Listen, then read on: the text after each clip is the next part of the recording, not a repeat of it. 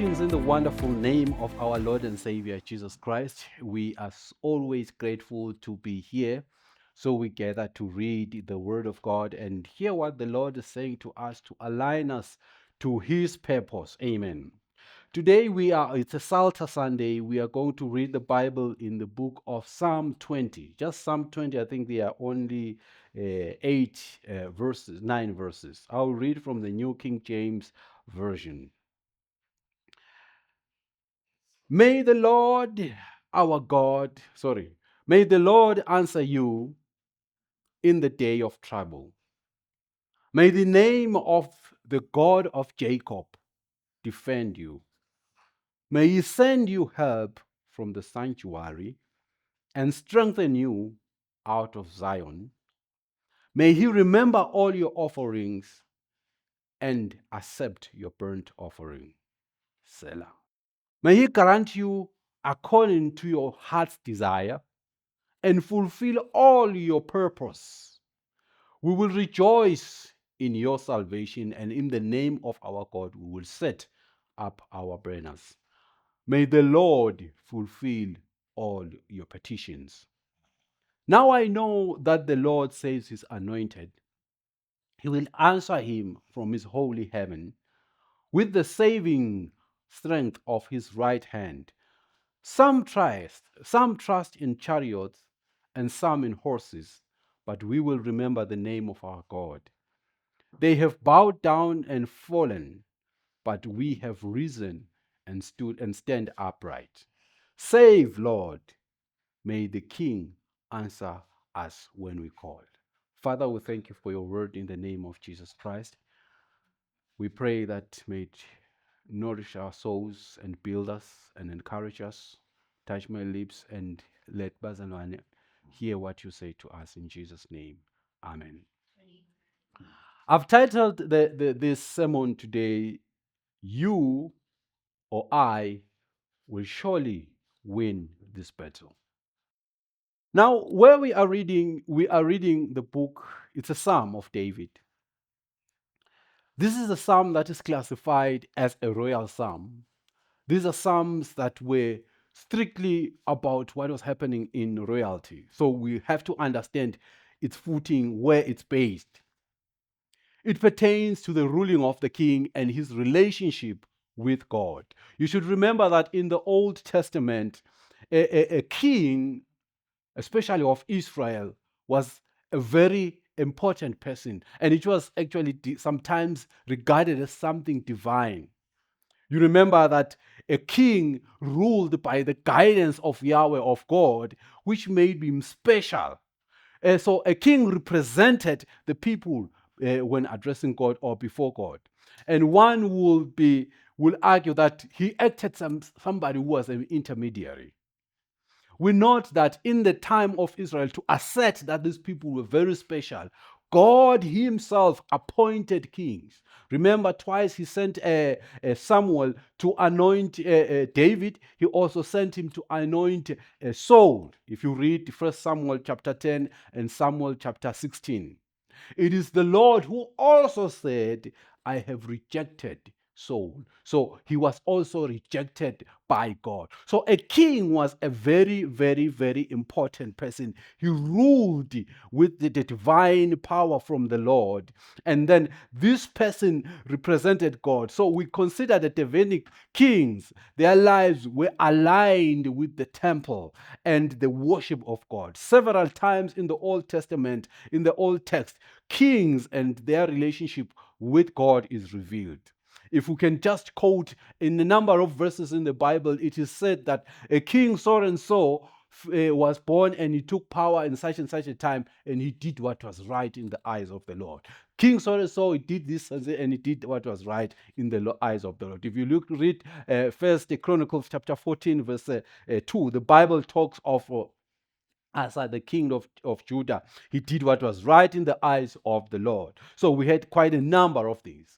So these royal psalms, they are quite a lot. We've got Psalms 1, Psalm 8, 17, 20, 21. There's just a number of them, but not much, which are royal psalms. But they reflect how the king or the royalty had a relationship with God, how they dealt with God. So we are finding today that kind of a psalm that portrays how royalty dealt with the Lord and how they trusted the Lord. I can give further the examples of how kings they would deal with the Lord. It will crystallize the purpose of this psalm, because it is important that as we read the psalm, we understand how they were, the position or the situations they were written or recited, because there were chants and psalms and songs that they were singing, and what was the purpose, and then we'll integrate them to our lives, what they mean. If you read the Bible, you're talking about the King Asa in the book of Second Chronicles chapter 14. Second Chronicles chapter 14 verse 8 reveals that Asa had an army of 300,000 men from Judah. And these were soldiers. And let me just read. And Asa had an army of 300,000 from Judah who carried shields and spears, and from Benjamin 280,000 men who carried shields and drew bows. All these were mighty men of valor. Then this king Asa, who was so strong, had a strong army. He was now attacked again by Zerah, the king of Zerah the Ethiopian, who had an army now of 1,000,000, and he had 300 chariots. So this was now a bigger army. Asa, a king appointed by God, who feared God, he had an army. According to him, he had a strong army. But now there's another king was even more strong. He has a million now of the army. So in other words, he's so strong. Let's look at the reaction of the king. Second Chronicles chapter 14 verse 11. And Asa cried out to the Lord his God, and he said, Lord, it is nothing for you to help. It is nothing for you to help, whether with many or with those who have no power. Help us, O Lord our God, for we rest on you, and in your name we go against this multitude. And, O Lord, you are God. Do not let men prevail against you. That's the faith that this king had to God, calling on the name of the Lord, saying, God, we know that we are with you. God, come, be with us, fight with us, and let you prevail. Let not men be glad and happy. He cried to the Lord as a king. We see the relationship of a faith-believing God, a king who had faith in God, calling on the name of the Lord in the time of distress, where his army was the weakest. It happens in our life. If we reflect in our life, it happens that sometimes you think you are strong enough, whatever is there, but when the situation comes, it engulfs you, is actually even bigger than what you thought. What counts is how you react. Asa called on the name of the Lord. I also want to reflect to the king, Hezekiah. Second Kings chapter 18 verse 19. It records how the king of Assyria attacked him. This king, he sent his men to go and tell Israel that they are going to fight them. And he actually said to them they should not believe on what Hezekiah was saying, because Hezekiah had told the nation that they should have faith in God. It is God who was going to fight for them. If you read 2 Kings chapter 18 verse 19 to 31, the Bible says, Thus says the king, do not let Hezekiah, that's the servant now is speaking, do not let Hezekiah deceive you, for he has not been able to deliver you from his hands. Nor let Hezekiah make you trust in the Lord, saying, the Lord will surely deliver us. This city shall not be given into the land of the king of Assyria. Do not listen to Hezekiah, for thus says the king of Assyria, make peace with me by a present, and come out to me, and every one of you eat from his own vine, and everyone from his own fig tree, and every one of you drink the waters of his own cistern. In other words, this sent person is telling them, forget about what Ezekiel is telling you, forget about trusting in God, forget about all the good works that he said, but have a treaty with me and make an agreement with me such that I cannot fight you, because he believed that he will attack them, and then he will just fight and conquer them. He even further now wrote a letter and sent the letter to the king Hezekiah that stop trusting in this God, because no one has actually put the trust in God, in his God, and has been successful. So he's deceiving you.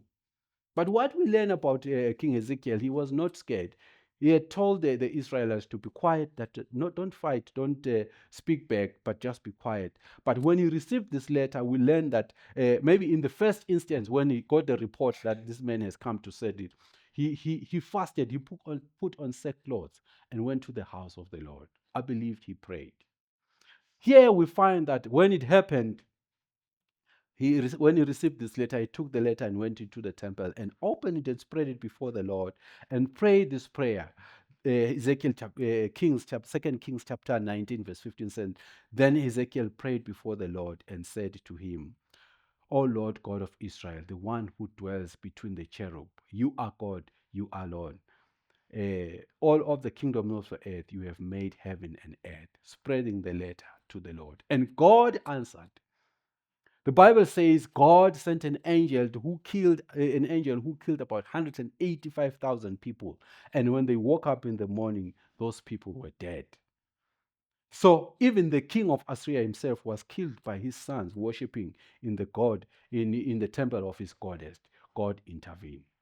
These two kings I've quoted, Ezekiel and Asa, I've quoted so we understand that royalty at that time, they strongly believed in God and they had a very strong relationship with God, and God strongly intervened in their lives. It is the same thing with us. We are God's people. He has made us his heirs. We are now kings. He has appointed us. Just like he appointed the king, he has appointed us now to be his. Now I want us to reflect on what this psalm is saying.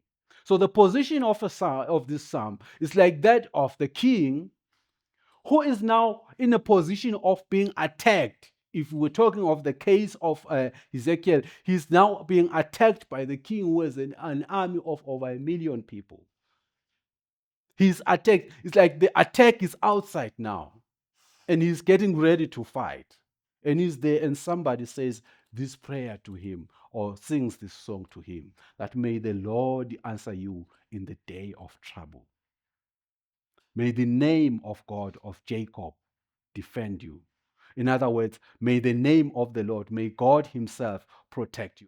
That is a plea to the Lord, that God, may you hear my prayer in the times of trouble, and may he defend you. In other words, may he fight for you. May the Lord fight for you in any situation that you go. This is a prayer of the person. They're encouraging the king that the Lord, may he fight for you. May he be with you and defend you in battle. I like verse 2 that reveals that God will answer from his sanctuary or from his presence. Think of an answer that comes from the sanctuary or from the seat of God. As you pray, you receive an answer that is signed by God, that is from the answer of God, that is from the throne of God. That may you receive that answer from him. For he sends his help from his dwelling place where he is. He's encouraging him that may God just give you what you've asked and what is there. And may he send support and strengthen you from Zion. In other words, may God be part of what you are going to do, what you are going to fight now as a king, the challenges that you face. May he be part of it. Think of God involved in the wars that we go through as Christians. Think of God being with us, sending the entourage, coming to support and strengthen us as we fight the war that is there. So he's encouraging the king that may God come and be part of the fighting that you're going through or whatever situation that you are facing. May he send you help from the sanctuary. Hey, that's the one I like. Just may he send this help strictly from the hands of God. Think of an answer signed by God that this is your answer. We are praying each and every day. Now, the third verse reveals the relationship he had with God. That these kings or this dwelling place of the king, they had a relationship with God. They would offer time again to the Lord and then offer a burnt offering. So he's saying, may the Lord remember your offerings and your burnt offering. In other words, he was doing these things to God. May he remember the worship that you do. May he remember the offerings that you do, the dedication of your bodies, as Romans talks about us. Romans 12:1 talks about us making our bodies as an offering to the Lord. May he remember that we have put everything aside and dedicated our lives to him. That's the life of a believer. You're calling on the name of the Lord. That God, you know I trust you. I have given everything to you. Please, may you remember that we are trusting in you as the believers. May he grant you according to your heart's desire, the desire of that person who is in the battle. In the case of a king, it is to win the battle. But in the case of a believer, whatever you are going through, whatever you are fighting, may he grant you according to your desire, which is your your victory over your enemies or whatever is attacking you, and you fulfill your purpose. He will rejoice, we will rejoice in your salvation and in the name of the Lord. We're seeing a twist now that when God has actually intervened, we'll be so much happy, for God will fight for us. Amen. Now, I want to focus on verse 6 to 9, where it's a statement of faith. It's like the wish or the prayer has come to an end. Now it turns to what he believes in, the statement of faith, which is something that we should have.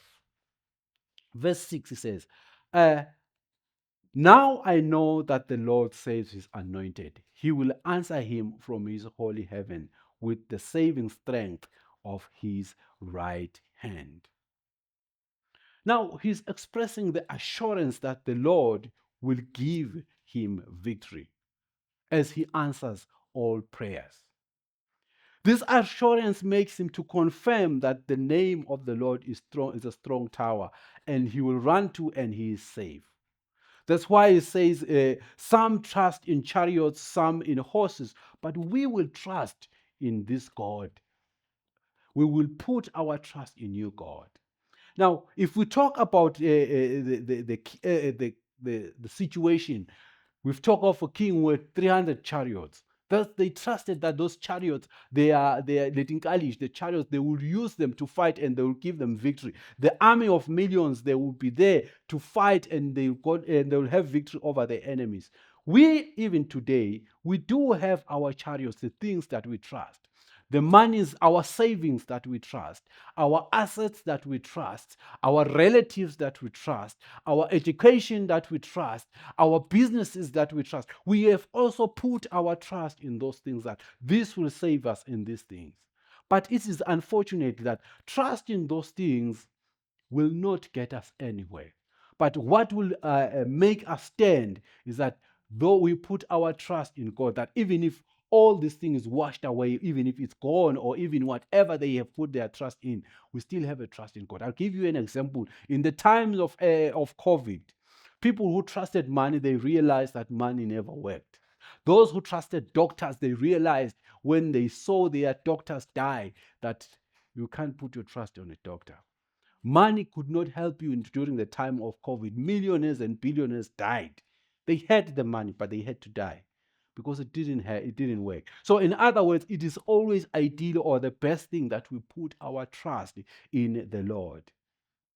We trust God. So as the royalty in this situation, we trust in the Lord. They may trust other things, just like us, as these people can trust their kings, they trust their strength, but we will put our trust in you. We need abazalwane who will say, Lord, we have put our trust in you. We have offered our bodies to you, and we have done everything. God, our trust is in you. We don't trust our education. I just had a thought this morning that you say the way we view a success is completely different compared to how God views success. God's view of success is something else. We look at success as having money, as having many, maybe cars, assets, highly educated, whatever. We look at it in that way. But God seemingly doesn't look it from that perspective that this is success, because He's a God who views life differently. Now, the Bible says, let us put our trust in the Lord, for we'll never, never, ever fail. Now, these people have bowed, verse 8, they have bowed down and fallen, but we have risen and stood upright. Who are those who have who stood up and stand upright? These are the ones who have put their trust in the Lord. These are the ones who have not put their trust on the chariots. And then the final verse is saying, save us, Lord. Save us, Lord. May the King, who is God, answer us when we call. That's our wish. Now, as we reflect on this psalm, I want to draw your attention to Revelations chapter 1, verse 6. That reveals that we have been made into God's kingdom, which is his, we are now his subjects. Revelations chapter 1, verse 6 says, and informed us, that is God, God informed us into a kingdom as his subject, priest to his God and Father. To him be glory and the power and his majesty and dominion forever and ever. I like the way the CEV puts it, Revelations chapter 1, verse 6. He lets us rule as kings and serve God, his Father, as priests, to be his glory and power forever and ever. Amen. Remember, we started talking about the king being appointed by God. We also have been appointed by God to rule. He has made us to rule. Maybe we can say on this earth. He has been appointed. We have been appointed. The Bible says, Jesus says in John 15, verse 10, I chose you and appointed you that you might go and bear fruit. We have been appointed by God. Just the position of the king, a position that is divine, a position that's so important. We have been appointed by God as kings and heirs of the kingdom of God. Being appointed now, we can say we are in the position just like the king. Where do we put our trust? Do we trust our assets or our everything? But we have to put our trust in the Lord and call on him. Time and again, we are attacked by the enemy. We are attacked by our friends. We are attacked by our colleagues in business, from every side, even in community. Some of these people who attack us, they behave like King Asa and tell you, you see, the God that you believe, the thing that you believe in, it won't work. When the people who use muti, they come and say, you see, what you are trusting it will not or your God will not work in this. It depends on how you react as a Christian.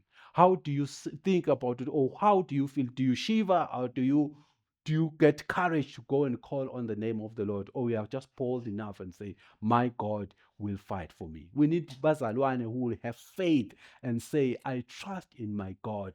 Nothing will happen to me. He will fight for me. And you call on the name of the Lord, just like this psalmist, and say, I will get an answer from the presence of the Lord, from his sanctuary. He will send an answer, and he will send a protection. He will send assistance from Zion. Angels that will fight for you. But alone, we're not just on our own. God protects us as his own. As long as we have dedicated our life, given our bodies to him as a living sacrifice, put our trust in him, sacrificed everything to him, God will fight for us if we put our trust in him. Just like the kings, King Hezekiah, instead of falling and saying the king is true, and letting go that, no, let me just stop this thing of trusting God. But we should stay in the Lord and put our trust in Him. Let our reaction show that we believe in what God says. These things, when they happen to us, when you are attacked on your faith in God, when your child is sick and somebody comes that this is something that is traditional, go see invulo, it won't work, and you're still praying to God, how will you react? This psalmist calls on believers to remain in God and call on Him. In the times of distress, how do you react? Those who've been washed in the blood of the Lamb, who are believers, should calm down and will always calm down in times of distress, for God will protect them. An answer directly from His sanctuary is the one that brings comfort to us, and it will come to those that have put their trust in God. May He remember the good you have done, because there are a lot of things that we have done for the Lord. We've offered our bodies and we've done good things to Him. It is our prayer that may the Lord remember us, and may He also grant you or grant us the desires of our heart. Now, as we come to the close, we are encouraged to put our trust in the Lord, always as believers, not in our beings, not in our chariots, which are is maybe our money, our education, our assets, our relatives, but let us put our trust in the Lord and call on Him. Let us continue to do what He has said. It is not in vain putting our trust in God. And as we go this week, let us keep our faith in Him. Let us not give up. Let us not be afraid of the terror by night or the enemy who is telling us that he is big and will tear us down. Let us know that greater is He that was in us than the one that was in the world. We live in a world today that is challenged by a lot of things. In our country, a lot of things are challenging. There's lots of killing, murder, and all stuff like that. But we who call on the name of the Lord, I was so happy what happened on Friday. There were a lot of people who were praying, quite a number of prayer, all-night prayers. You could see on the social media. I think I could count about 3 or 4 that I could see. People were calling on the name of the Lord, calling on the name of the Lord, that God help us in this situation. And I'm sure that as a country, we now have an answer from the sanctuary. And God is sending that protection from the throne of God. He's sending angels to protect us, to protect our kids, to protect this country. Satan can never dominate when we call on the name of the Lord. We have a God who is so strong, who is so powerful, but lack of faith brought about by the devil will make us not even believe our prayers. Let us have faith on this God, in this God. Just like the psalmist who is calling on the name of the Lord and changing now to say that we know our God lives. They can trust their chariots, they can trust their black magic, but we trust the living God. In your life, in your situation, whatever you may be going through, don't give up and say the devil will dominate, or whatever the situation will dominate. Call on the name of the Lord, just like those kings have referred to Asa and Hezekiah. Call on the name of the Lord. Kneel down and pray. I remember at some point in time, as a young man, while I was still looking for a job, many years ago, I would sometimes, those times, the companies, when you apply for a job, they will reply with a written letter. Then, not now, where they just keep quiet. They will reply and we regret, we regret. So sometimes I will take the regrets and kneel down and pray to God that this is a regret from so and so, this is a regret from so and so. That kind of a relationship that we need with God, that kind of faith that we need to God in the Lord. That is what this psalmist is calling to us. Whatever situation, no matter how big it is, and we call on the name of the Lord, this God that we serve will never disappoint us. We have put our trust in Him. Amen. Father, we thank you for your word today. You have spoken to us. You are encouraging us to continue to put our trust in you. From the sanctuary, you have brought our answer. Father, we are challenged in many ways as believers, but today you are encouraging us to put our trust in you. Thank you, Lord, for your love. We appreciate you, God. As we go throughout the week, let us live a life that pleases you. In the name of